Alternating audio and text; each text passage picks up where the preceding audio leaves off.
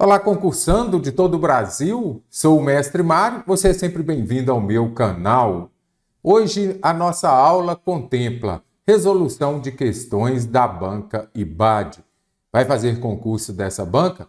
Inscreva-se neste canal para receber nossas aulas gratuitas e também acesse o nosso site para você participar do meu curso de português da IBAD. Muito interessante, composto por aula teórica, também a resolução de questões por assunto, mais simulados e também a resolução das últimas provas aplicadas pela IBAD.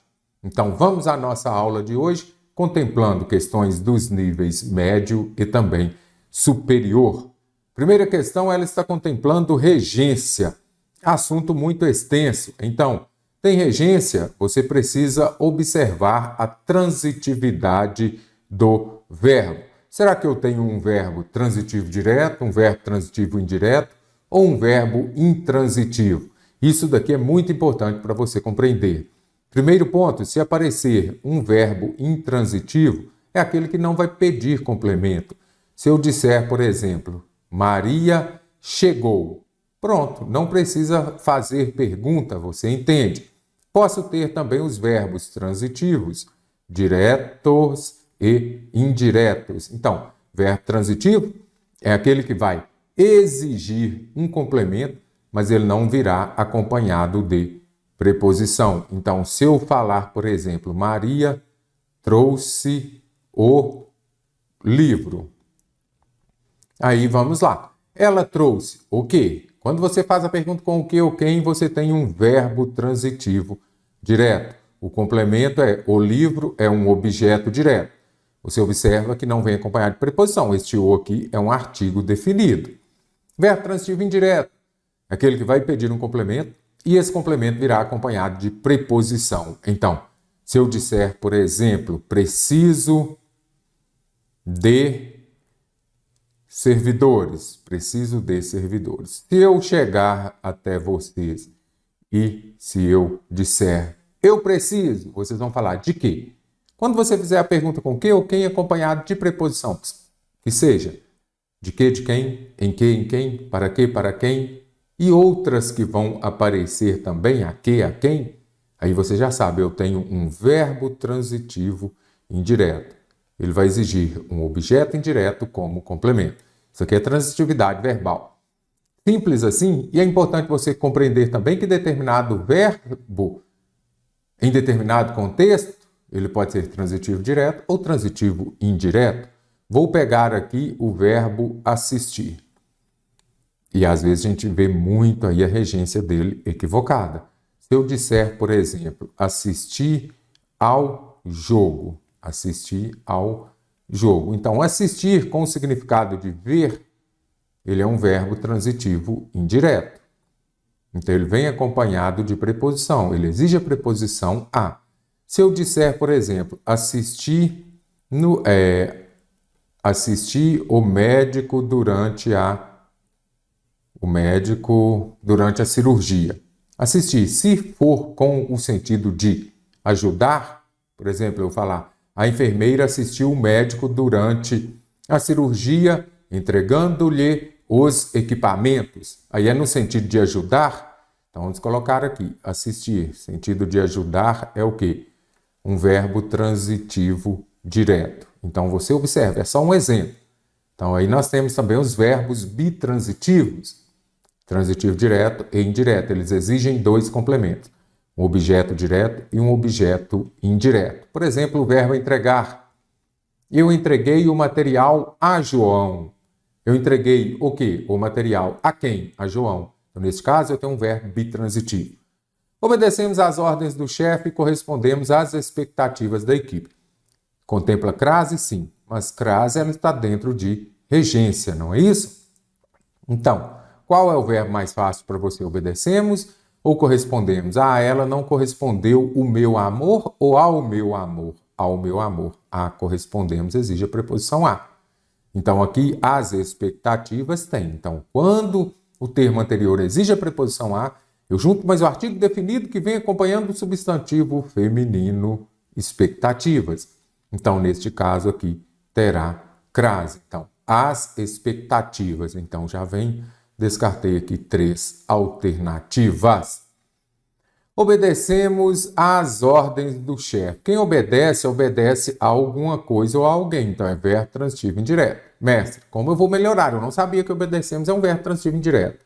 Então, aí já complicou um pouco mais.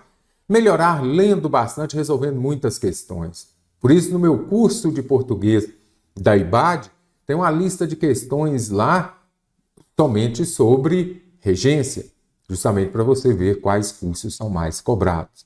Obedecemos, então, aqui, às ordens do chefe. Então, deu as com crase também, por isso que gabaritamos assim.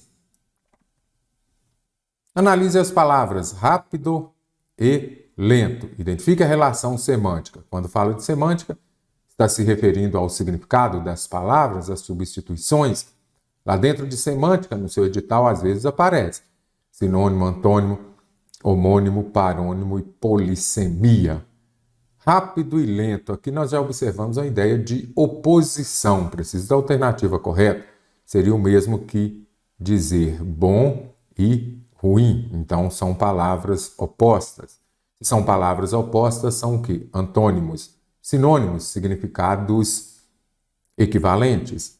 Rápido e lento, aqui eu poderia falar fulano é mole. Mole e lento, naquele contexto, são palavras sinônimas.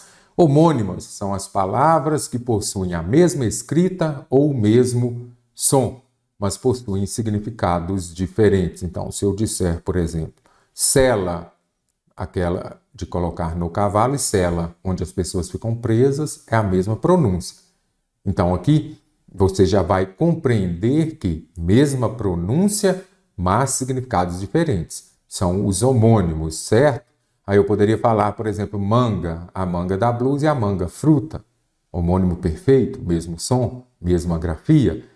Então, aqui não é o caso. Parônimos, só você se lembrar de parecidas, são palavras parecidas. Então, essas palavras parecidas aqui, você vai se lembrar, por exemplo, de eminente e iminente, eminente e iminente. Isso daqui, esses parônimos, as bancas adoram. Eminente e iminente. Só você lembrar que o i de iminente é imediato, aquilo que está próximo. E já de eminente é o mesmo de elevado. Polissemia, quando uma palavra tem vários significados. Se eu pegar, por exemplo, pena, pena da galinha, pena de dó, pena que o juiz atribui a alguém que cometeu algum delito.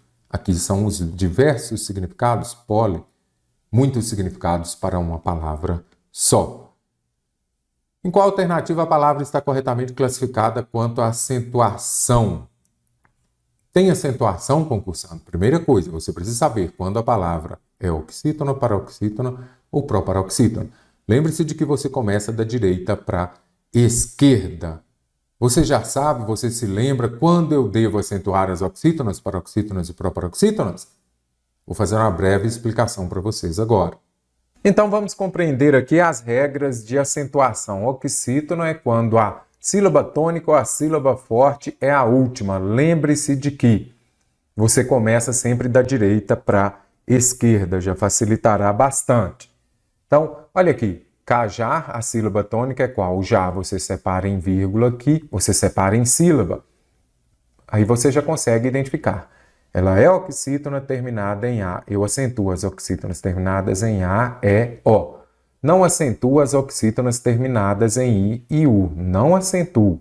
Acentuo as oxítonas terminadas em acentuo as oxítonas também terminadas em ens e aquelas terminadas nos ditongos abertos, ei e oi. Aí você vai falar, mas o céu? O céu aqui não é oxítona, céu é um monossílabo tônico. Então, coloquei aqui justamente para ver se você se lembrava disso. Olha o monossílabo. O que é monossílabo?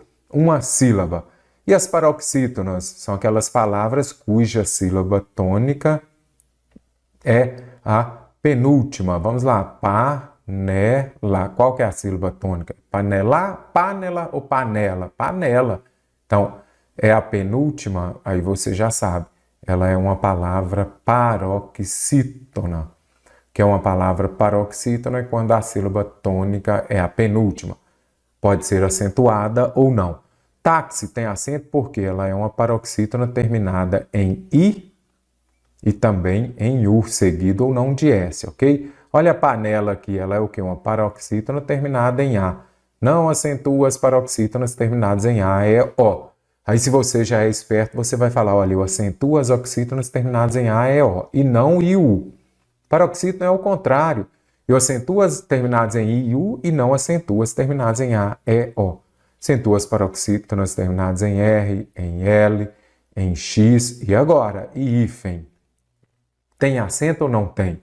Eu acentuo as paroxítonas terminadas em N, não é isso? Quando você observa, vamos colocar aqui, ó, item e itens. E agora, quais têm acento? Qual tem acento? Então, acentua as paroxítonas terminadas em N. Não acentua as paroxítonas terminadas em NS. Aí você olha aqui e fala, mestre, mas olha aqui. Por que próton tem acento?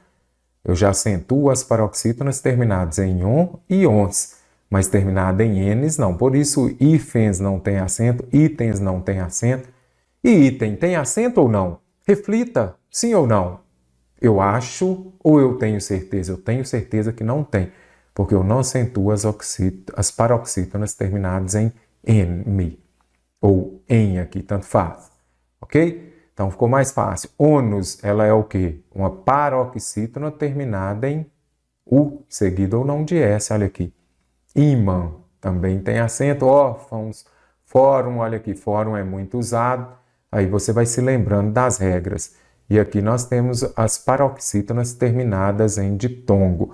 Essas paroxítonas terminadas em ditongo crescente, olha aqui, ó. História.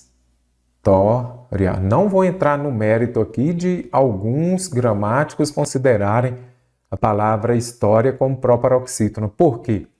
Porque a proparoxítona momentânea que se fala, por quê? Porque a maioria das bancas, quase todas, consideram como uma paroxítona terminada em ditongo. Olha aqui, série, mágoa, e agora, e Coreia, jiboia, tem acento? Não acentua as paroxítonas, olha aqui, os ditongos E e O das paroxítonas. Aí você vai se lembrar o quê? Esses ditongos abertos E e O nas oxítonas acentua. Nas paroxítonas não acentua mais. Ideia, olha aqui. Ideia, não tem acento. Olha aqui o ditongo aberto. Nas paroxítonas não tem mais acento. Esse é um novo acordo ortográfico. Muita gente acha, então, não tem mais acento as palavras? Tem sim. Fique muito atento à regra das paroxítonas terminadas em ditongo crescente. Ditongo crescente é composto por uma semivogal mais uma vogal, ok? Proparoxítona é extremamente fácil, todas são acentuadas, a antepenúltima sílaba é a forte. Pan, mela, última, penúltima e antepenúltima. Então, a antepenúltima, oxítona também. Oxítona aqui, oxítona, antepenúltima. Então, ela é uma proparoxítona. Monossílabo tônico, olha ele aqui embaixo. Você viu que eu coloquei aqui em cima só para você se lembrar e fazer essa diferença? Olha aqui, monossílabo, não é isso? São as palavras que possuem uma sílaba. Elas vão ser acentuadas quando terminam em A, aqui seguidos ou não de S. A, E, O e os ditongos abertos EI, OI e EL. Ok? Muito interessante você se lembrar desses ditongos abertos. Então, ditongo vai ser a junção de uma semivogal mais uma vogal ou uma vogal mais uma semivogal. Pás, pés, pós. Olha aqui o ditongo aberto o ditongo aberto e o ditongo aberto oi. Então, os monossílabos tônicos vão ser acentuados. E se eu colocar aqui pi, tem acento? Não, porque são somente os terminados em A, E, O e nos ditongos abertos. Uma síntese interessante, memorize, fique muito atento, independente da banca que você vai fazer prova. Se tem ortografia, vai ter uma questão desse tipo. Então, já memorizou? Vamos ver aqui então. Em qual alternativa a palavra está corretamente classificada? Vamos pegar. Sempre que tiver proparoxítona, nós vamos começar por elas, que elas são mais fáceis. Todas são proparoxítonas. Então, se aparece lá, por exemplo, tônica, vamos lá separar em sílaba. Primeira coisa é separar em sílaba, tônica. A sílaba tônica é a antepenúltima. Então, neste caso aqui, você já sabe, ela é uma proparoxítona. Pólen, 2 sílabas. Para ser proparoxítona, tem que ter pelo menos 3 sílabas. Se tem 2, não pode ser proparoxítona. Se tem 2, não pode ser proparoxítona. Então, vamos dizer, café, a sílaba tônica, onde tem o acento é a sílaba tônica. Quando é a última, eu tenho então o quê? Uma oxítona. Já vim aqui, gabaritamos. Símbolo, proparoxítona. Árvore, proparoxítona. 3 sílabas, a sílaba tônica, a antepenúltima, é acentuada. Toda proparoxítona é acentuada. Complete as frases corretamente. E agora? Quer que eu pegue. E agora? A torta é para eu ou para mim? Estamos em greve ou estamos de greve? Primeiro, vou começar pelo mais fácil. É para eu ou para mim? As duas possibilidades existem, não é isso? Então, eu posso falar para eu ou para mim. Eu não disse que nessa frase, nessa número 2 aqui. Primeiro ponto. Quando aparecer aqui, já vou até apagar aqui para não gerar dúvida.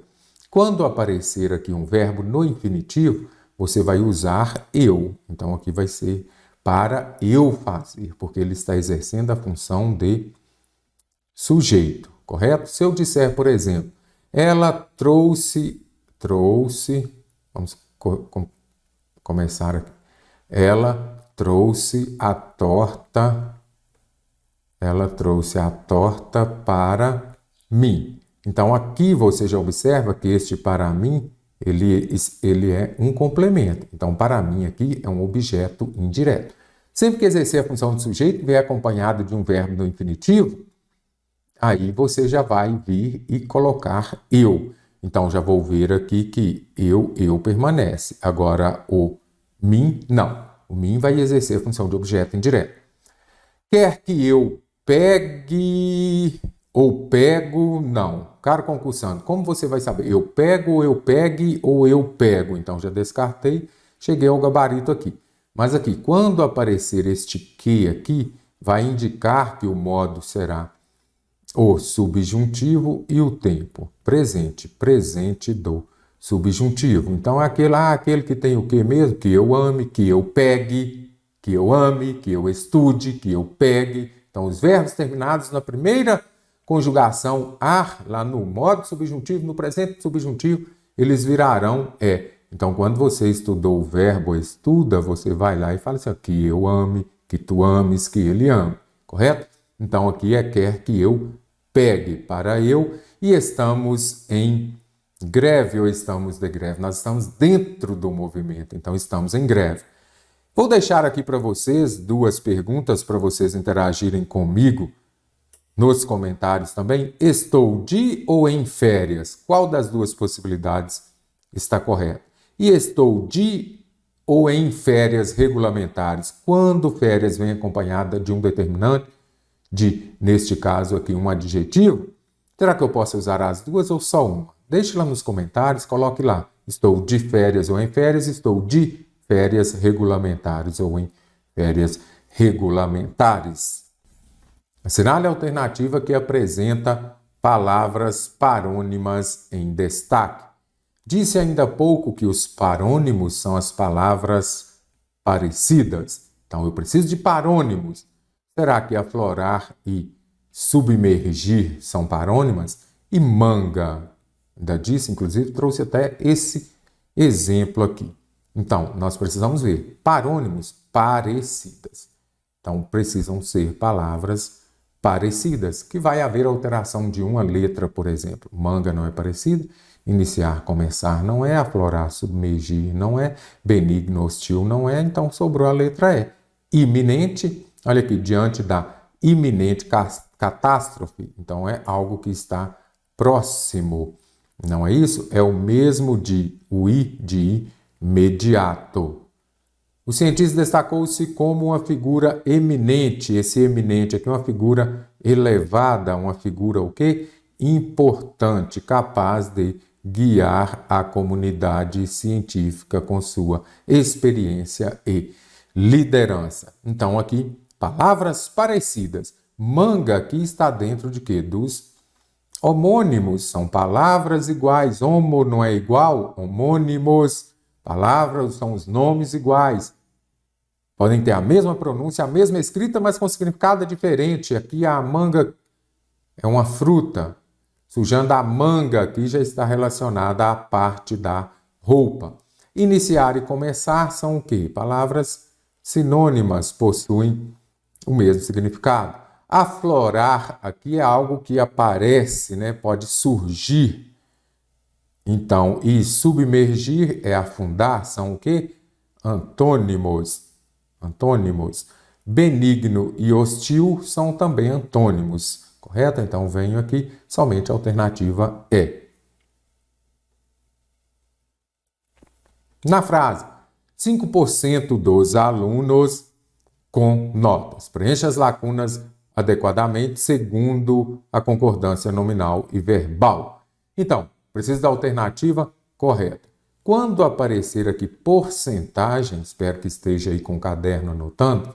Então, porcentagem acompanhada de determinante de substantivo ou pronome no plural, o que você vai observar? O verbo vai concordar com a porcentagem, com o numeral da porcentagem ou com o determinante. Então, aqui os dois estão no plural. Eu falo que 5 estão, os alunos estão. Então, aqui não tem coré-coré. Então, aqui eu já sei que é estão. Mas e se fosse 1%? 1% estão ou está? 1% dos alunos está concordando com o numeral e 1% dos alunos estão concordando aqui com o substantivo aluno.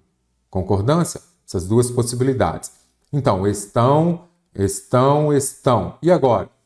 Satisfeitos com as notas. Aqui é um substantivo. Então, este pronome aqui, possessivo, ele vai concordar com o substantivo. Isso aqui é concordância nominal.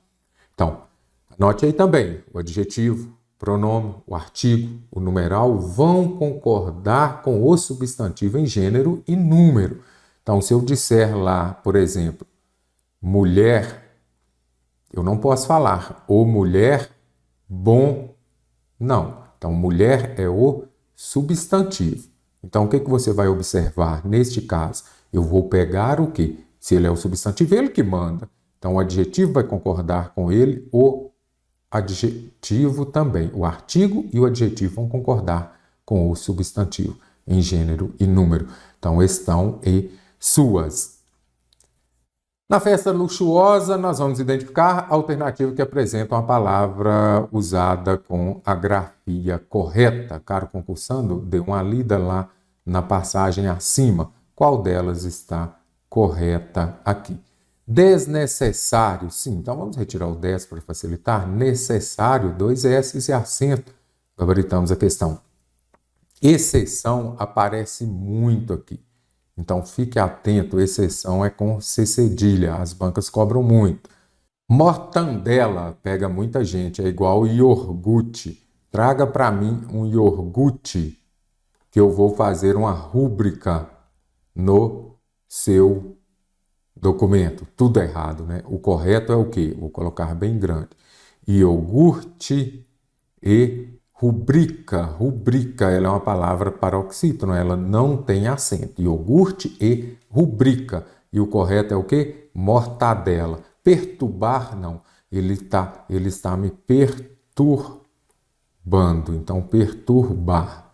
E pistache, aqui também está grafado de forma equivocada, igual aqui. Então, pistache é o quê? Com CH, caro concursando. Então, aqui, desnecessária é a única correta.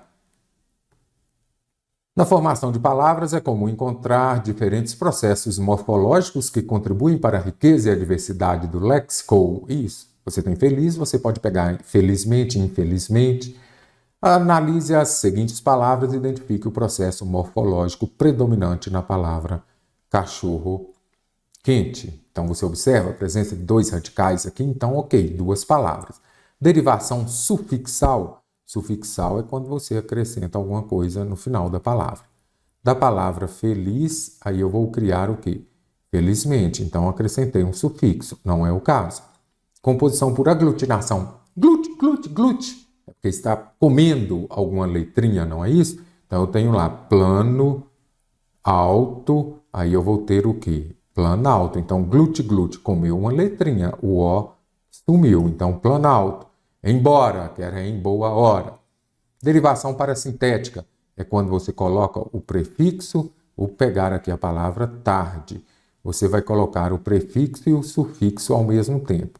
Então, eu tenho tarde, aí vai ser entardecer. Isso é parasintética. Não confunda com prefixal e sufixal. Eu não vou falar tardece nem em tarde.